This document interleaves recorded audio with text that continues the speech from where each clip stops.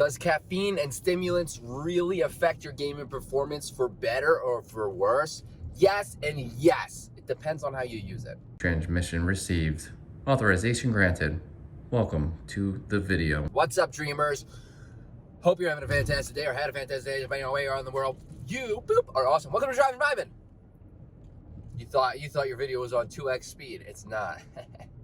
Welcome to Driving Vibin'. What's the vibe today? Today I want to talk about caffeine and stimulants, and does caffeine and stimulants actually affect your gaming performance? We're going to answer another question. I love it. And the answer is, the short answer is yes, and the long answer is definitely yes. Now, it affects your gaming performance both for better and for worse, and we'll get into very minimal details on why. If you take, so listen, first things first, caffeine, which is, caffeine is found in stimulants as well. Caffeine, for the most part, has a 4-hour half-life, okay? 4 to 6 is like so 5 average, whatever. 5-hour average half-life. What that means is that it stays in your system for 5 hours. You take 200 milligrams of caffeine. What's up with this hair? You take 200 milligrams of caffeine, and it stays in your system for 4 to 6 hours, 5 hours, whatever. And then at that 5-hour mark, boop, do the math. At that 5-hour mark, it cuts in half. 200 divided by 2, half, right? What's the answer? Still have 100 milligrams of caffeine. 100 milligrams of caffeine, more than likely going to make it difficult to sleep. Now, will this affect your gaming performance if you're not sleeping well? Yeah, 100%, in a negative way. You're not gonna have as nearly good of gaming performance if you're taking these stimulants at night, right, or all day, and the caffeine really never leaves your body, and you're having a hard time sleeping. Okay, if you're having a hard time sleeping, look at your caffeine. There you go. Simple trick. Now, if you take a little bit of caffeine and you decide you want to go to bed, like if you take caffeine earlier in the day when you're gaming, right?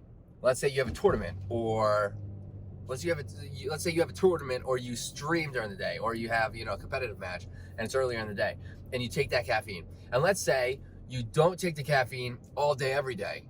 That's going to work in your favor significantly more than if you were to take it all day every day and taking it, all day leading up to the nighttime. And if you take it during the day, that will give you more hours to wean off that caffeine. Are there things you can do to try to combat caffeine? Yeah. Are those recommended? Not really. Okay? So taking it earlier in the day. Not only that, just like I said, let's touch back on what I just said. Since we're jumping around all over the place here. If you take caffeine all day, every day, you're going to build a tolerance. So 200 milligrams of caffeine is not going to work as well for you as somebody who takes 200 milligrams of caffeine one time a week.